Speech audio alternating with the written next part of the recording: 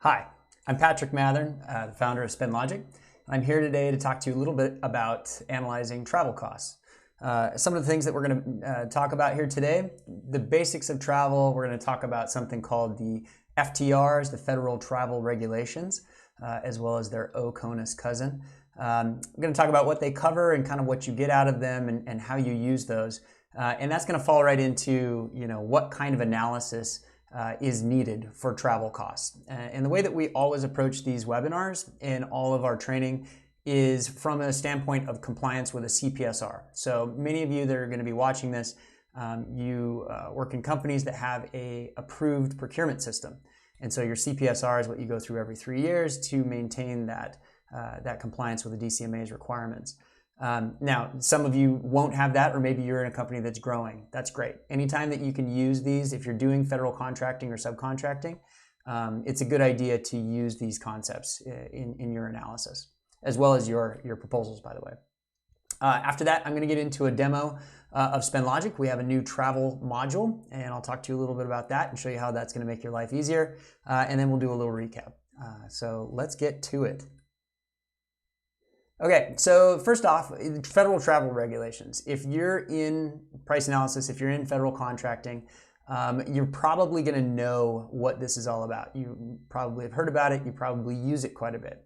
So, what is it? This is the travel and relocation policy that the federal government uses, and they apply this to their subcontracts as well. So if you propose travel costs, they're going to say, okay, we will reimburse you for those travel costs, or we'll award you travel costs up to the limits that are included in the FTRs. For that reason, most contractors will set their policies and procedures to mirror the federal travel regulations. There are some differences a lot of times. So, whereas the federal travel regulations, you got to jump through a lot of hoops to run or to fly business or first class. Within the contractor, it's probably a little bit looser. But what's going to apply is any cost that is over the FTRs is going to be recorded as unallowable. One caveat here, as I talk through this and I mention the FTRs, note that for anything that's OCONUS or outside the continental United States, if you're doing overseas travel, then this is actually handled by the Department of State, and they also publish factors and limits on costs for their travel, so for that OCONUS travel. So just note that when I talk about FTRs, I'm also talking about the OCONUS travel that is discussed by the Department of State. So FTRs, you can go to the GSA's website and you can search the FTRs. This is probably what you're doing today in your price analysis. So as you know, you go and you determine, or you set forth the year, and then it's going to, and then you give it either a zip code or you give it a city and state. And what it's going to do is it then comes back to you with a couple categories of cost, okay? So the FTRs include, as you can see on the screen here, they include lodging and M&IE, meals and incidental expenses, okay? So lodging, this is pretty small on the screen, but there is, in this particular case, this is for, I think, Seattle. This is Santa Barbara, California. And so there's some seasonality. Okay, so depending on what month you're traveling, your lodging costs are going to change a little bit. Okay, your M&IE does not change. But do note that in M&IE at the very end, there's a first and last day of travel factor. So whereas M&IE is $76 for each of the days that you're there, first and last day of travel is, I believe, 75%, and it's $57. So, you have to take that into consideration. The Department of State format is pretty similar to this, maybe not quite as clean and glamorous, and it's not updated with the same regularity, but it would look very much the same as this. You'd have lodging and M&IE. Note that there are no costs for hotels or airfare or I'm sorry, not hotels. Hotels is here. Airfare or rental cars or other expenses, maybe a personally owned vehicle, maybe mileage or something like that. Those are all things that you would get from other sources, and they have to fit within the guidance set forth by the FTRs. So when you're doing an analysis, okay, and when you document an analysis, what is typically going to be looked for, right? How am I going to get this past my number one internal reviewers and then also the DCMA or even contracting officers? So first and foremost, as always, when you are looking at costs and doing an analysis, you need to first and foremost make sure that it's in alignment with your internal policies and procedures, okay? Usually those are going to be very close to the FTRs, but again, make sure that you follow those procedures first, and then you can kind of get into some of these factors. So the DCMA or the contracting officers especially, they're going to be looking to see if the trips have actually been reviewed. Have you looked at what trips are proposed and made some sort of an assessment as to whether they're required or not? If you're just listing exactly what's in the proposal with no indication that you've actually looked at it or thought about disallowing it for some reason, then they may question you on that. Second, have these costs been compared with the FTRs or the Department of State, right? So you should show some evidence of matching this to the FTRs and doing your analysis based on that. Third, have the first and last days been adjusted for the M&IE limitations, okay? A lot of times this is something that people overlook. It's easy to do. I've done it myself in the past, but you'll get a question or you'll get a finding from the reviewer based on that. And last but not least, certainly not least, is the appropriate documentation included here. So usually that's a screenshot, and where we find this coming into play is like a screenshot of your airfare or your proposed your rental car costs. So a lot of times those things get missed. Make sure that you put them in there. This is just like every other price analysis methodology that you use. It's all about telling the story. So don't just tell me what your analysis is. Give me the supporting documentation so I can put the story together for myself if I were speaking on behalf of a reviewer. Okay, so that's a little bit about where we want to get to, okay, with travel. Now I want to switch gears a little bit and quickly show you how we do this in SpendLogic. This is a new module in SpendLogic for us. We just released it here in the last couple of weeks, and it's already getting a lot of attention, and internally we use it, and it really streamlines things. It makes it way easier to do travel. Travel's not hard by any means, but you have to go to multiple sources, and you have to take screenshots and make sure that you align everything, and you got to type it all into a spreadsheet, and your spreadsheet might be tweaked a little bit or whatever. Maybe it changed from the last time. So what SpendLogic does is it automates all that stuff in the background. It also integrates the data from the FTRs or the Department of State, whichever, if you're doing CONUS or OCONUS. So all that data is included here in SpendLogic. Now, as far as your airfare and your rental car, that's still up to you. You can use, some companies use their own internal documentation and their own internal costs. Other companies go to Travelocity.com. So whatever it is that you're doing now, SpendLogic can integrate with that. So I'll run you through a quick example. I've already completed it, so I'm just going to kind of walk through the screens and show you what the report looks like.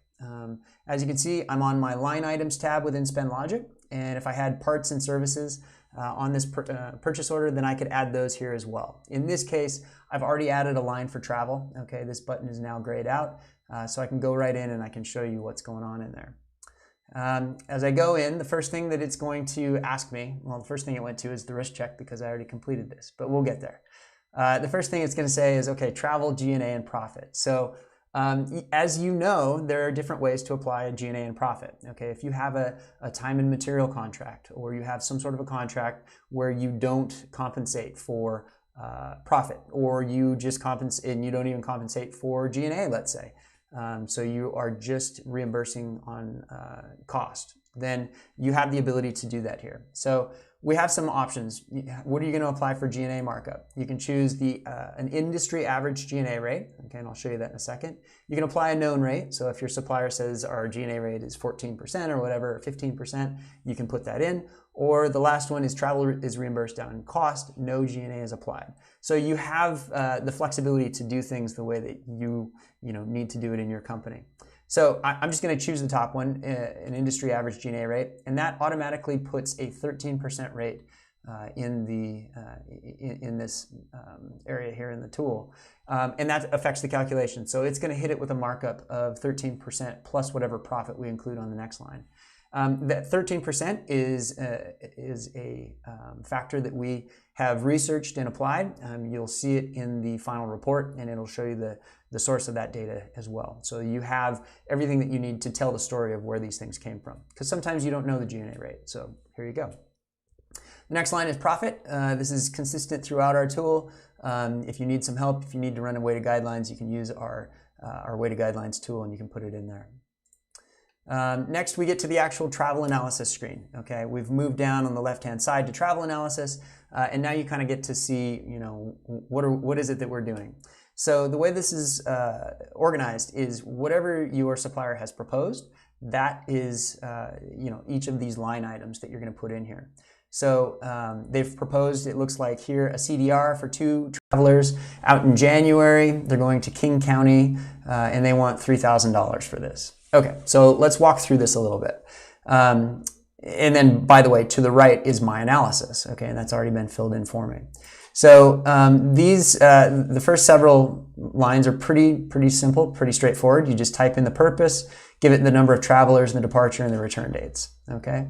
Once you go to the location, you're gonna get a pop-up box that says, okay, where is your travel starting, and then where are you going, okay? So I've told it I'm going somewhere in the continental United States, and when I gave it the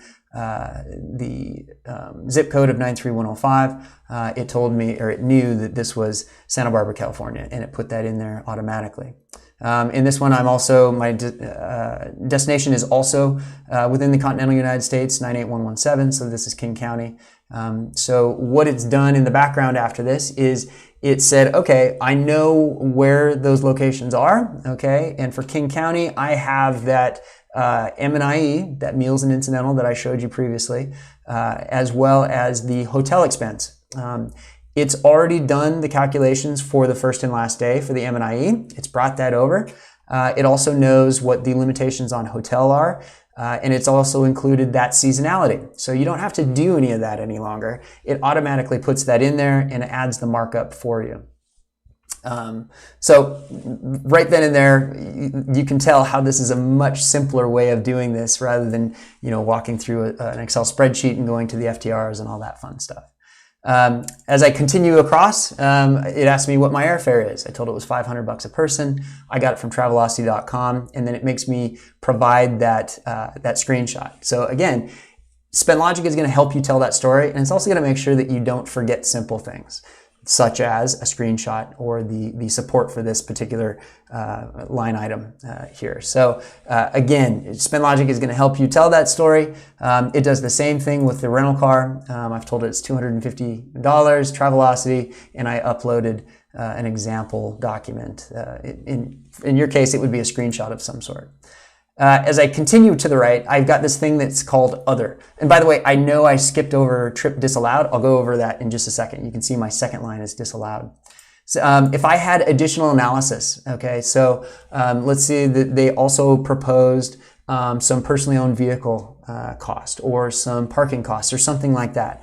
You're able to go in and input that, and you just describe it, talk about the amount, talk about your analysis, and then do some sort of, upload the documentation. Again, this is for like POV, personally owned vehicles, or airport parking or something like that. Moving down to the second line, so you can see they've also proposed a sightseeing trip, okay, and this is out in May, and they want to go to Capri, which is in Italy.